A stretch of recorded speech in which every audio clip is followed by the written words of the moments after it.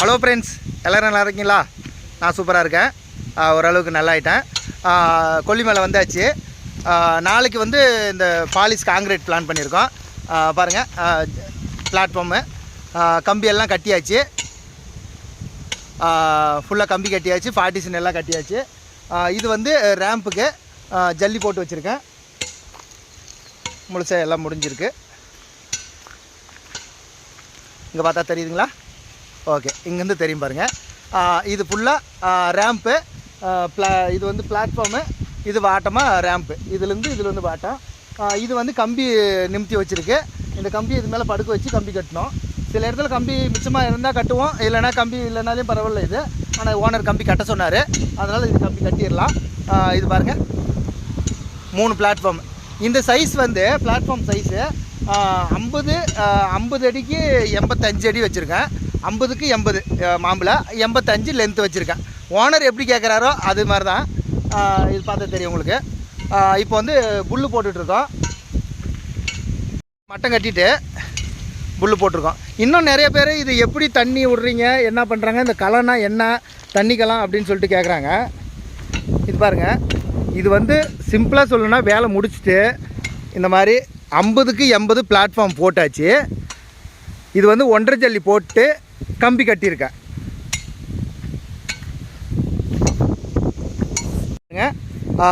கீழே வந்து 1.5 ஜல்லி காங்கிரீட்டு 40 mm காங்கிரீட் போட்டு கம்பி கட்டியிருக்கு. ஒரு அடிக்கு ஒரு கம்பி. ஃபஸ்ட்டெல்லாம் பேசியிருக்கேன் அதை பற்றி. இருந்தாலும் புதுசாக வீடியோ பார்க்குறவங்களுக்கு புரியுன்றதுனால சொல்கிறேன். வந்து 8 mm கம்பி. இதுக்கு என்ன கம்பி போடுறேன்னு கேட்குறீங்க. இது வந்து 8 mm கம்பி. 8 mm கம்பி போட்டால் போதுமானது. ஒரு அடிக்கு ஒரு கம்பி. உங்களுக்கு பார்த்தா தெரியும் பாருங்கள், ஒரு அடிக்கு ஒரு கம்பி போட்டிருக்கேன். இது ஃபுல்லாக ஒரு அடிக்கு ஒரு கம்பி போட்டு, அதுக்கப்புறம் இது வந்து 4 இன்ச்சு இதுக்கு மேலே காங்கிரீட்டு.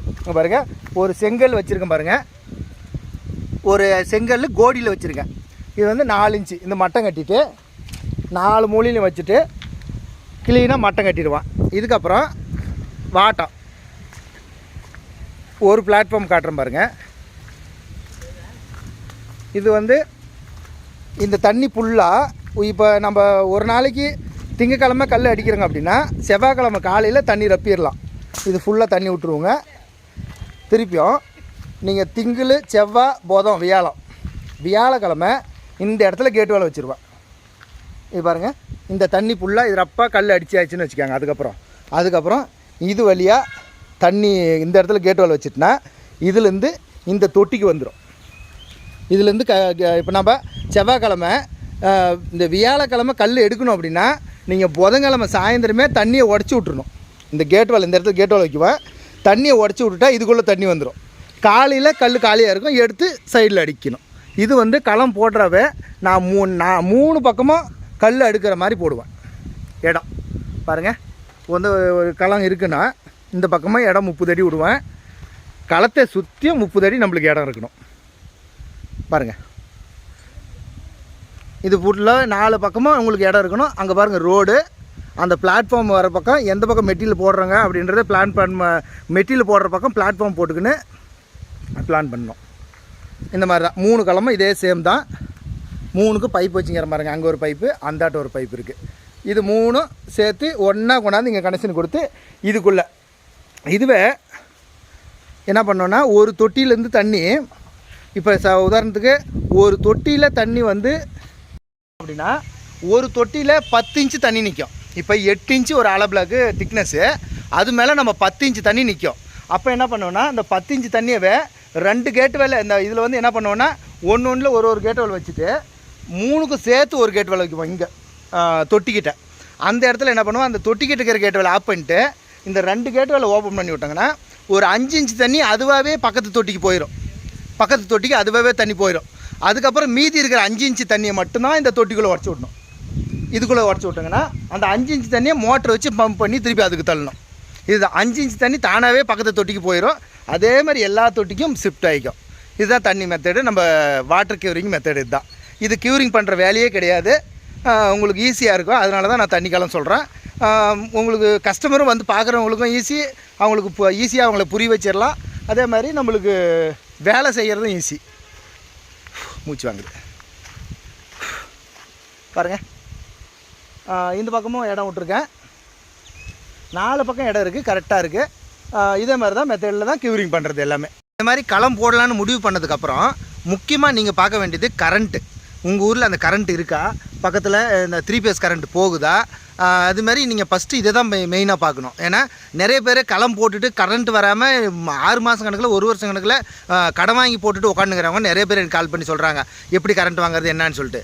நீங்கள் முதல்ல உங்கள் சொந்த இடமா இருந்தாலும் சரி, வாடகை இடமா இருந்தாலும் சரி, முதல்ல ஒரு செட்டை போடுங்க. ஒரு 10க்கு 10 ஒரு செட்டு, ஒரு சிமெண்ட் ரூமாக ஒரு செட்டு மாதிரி ஒரு மூலையில் போட்டுருங்க. அதுக்கப்புறம் சிறு தொழிலில் போயிட்டு நீங்கள் ஸ்மால் இண்டஸ்ட்ரியில் நீங்கள் சிறு தொழில் இதுக்கு மாவட்ட தொழில் மையத்துக்கு போனாலும் சரி, இல்லை நீங்கள் ஒரு அந்த இது இருக்குல்ல என்னது கம்ப்யூட்டர் சென்டரில் போயிட்டு நீங்கள் உங்கள் ஆதார் கார்டு இதை வச்சு நீங்கள் ரிஜிஸ்டர் பண்ணாலும் சரி. இந்த மாதிரி உங்களுக்கு ஃபஸ்ட்டு கரண்ட்டு வாங்குறதுக்கு என்ன வழியோ அதை பண்ணிடுங்க. கரண்ட்டு வாங்கிட்டு தான் நீங்கள் வேறு வேலையை ஆரம்பிங்க. முதல்ல நம்ம கம்பெனி வைக்கிறதுக்கு முன்னே கரண்ட் வாங்கணும். ரெண்டாவது, உங்கள் ஊரில் ஆள் இருக்கா, ஆள் முக்கியமாக நம்மளுக்கு வேலை செய்கிறதுக்கு லேபர் வேணும். நீங்கள் லேபர் இல்லாமல் நீங்கள் வேலையே நடக்காது.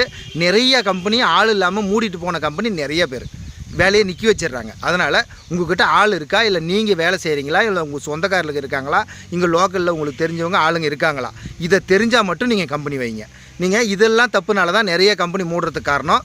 ஒன்று, கரண்ட்டு கிடைக்குதா, அங்கே கரண்ட்டு இருக்கா, ஒன்று. ரெண்டாவது, அங்கே உங்கள்கிட்ட ஆள் இருக்கா, நீங்கள் வேலை செய்கிறீங்களா, இல்லை உங்கள் சொந்தக்கார ஆள் இருக்காங்களா, இல்லை உங்கள் லேபரு அங்கே பக்கத்தில் இருக்காங்களா, இதை பார்த்துட்டு நீங்கள் கம்பெனி வைக்கலாமா வேணாமான்னு பாருங்கள். ரெண்டாவது, காசு இருக்கா, சொந்த இடமா இருந்தால் நல்லாயிருக்கும். இதெல்லாம் கொஞ்சம் பாருங்கள். எல்லோரும் கம்பெனி வைக்கிறாங்க, நான் சொல்கிறேன் எல்லோரும் சம்பாதிக்கிறாங்க அப்படின்னு நீங்கள் இப்போ ஆரம்பிச்சிங்கன்னா ஒன்றும் பண்ண முடியாது. முடிஞ்ச அளவுக்கு உங்களால் இந்த அடிப்படை இதெல்லாம் உங்களுக்கு ரெடி பண்ணிக்கிறது உங்கள் திறமை. இதை நான் சொல்லிட்டேன்றதுனால என் மேலே கோவப்பட்டு ஒன்றும் ஆக போகிறதில்ல. நிறைய பேர் நீ பாட்டு சொல்லிட்டு போகிறப்பா எவ்வளோ கஷ்டமாக்குது, கம்பெனிலலாம் மூடிட்டேன் அப்படின்றாங்க. மூடுறதுக்கு காரணம் என்னன்றதை நான் சொல்கிறேன். இதுதான். ஒன்று, கரண்ட் அங்கே இருக்கணும். ரெண்டாவது, சொந்த இடமா இருக்கணும். காசு கடன் வாங்காமல் வேலை செய்யுங்க. பிஸ்னஸ் பண்ணணுன்னா உங்கள் சொந்த காசாக இருந்தால் பிஸ்னஸ் பண்ணலாம், தப்பே இல்லை. பாரு, இந்த ஓனர்லாம் பண்ணுறாரு, கிட்டத்தட்ட ஒரு 20-30 லட்சம் போட்டிருக்காரு. அவன் காசு இருக்கிறவங்க பண்ணுறாங்க, காசு இல்லாதவங்களும் பொழைக்கணும் தான்.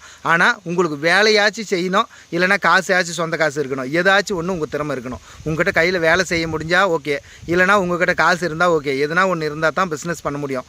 அதனால் பாருங்கள், முடிஞ்ச அளவுக்கு இந்த அடிப்படை என்னென்ன பிரச்சனை இருக்குன்னு எனக்கு கால் பண்ணி சொல்லுங்கள். ஏன்னா எனக்கு இது இருக்குது, என்ன பண்ணலாம் அப்படின்னு கேளுங்க. நான் அதுக்கான விளக்கம் என்னவா நான் சொல்கிறேன், பேசலாம். ஓகே, பார்ப்போம். நாளைக்கு வந்து இது காங்கிரீட் போடுறோம். ஃபுல்லாக இது வந்து பாலிஷ் காங்கிரீட் நாளைக்கு போடுறோம். அடுத்தது வந்து தூத்துக்குடி போகிறோம்.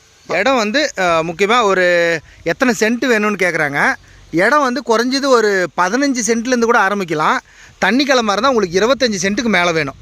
அதை பார்த்துக்காங்க. முக்கியமாக பாருங்கள், இது வந்து முக்கியமாக நம்மளுக்கு இடம் வேணால் 50 அடிக்கு 80 அடின்னா கூட பக்கத்தில் ஒரு 30 அடி இடம் வேணும். 4 பக்கமும் பார்த்தீங்க பாருங்கள், 30 அடி இடம் வேணும் ஒரு சைடு. அப்போ தான் 4 பக்கம் கல் அடிக்கிட்டு அதுக்கப்புறம் வண்டி சுற்றி எடுக்க முடியும். இந்த மாதிரி இடம் இருக்குதான்னு பார்த்துக்கணும் முக்கியமாக.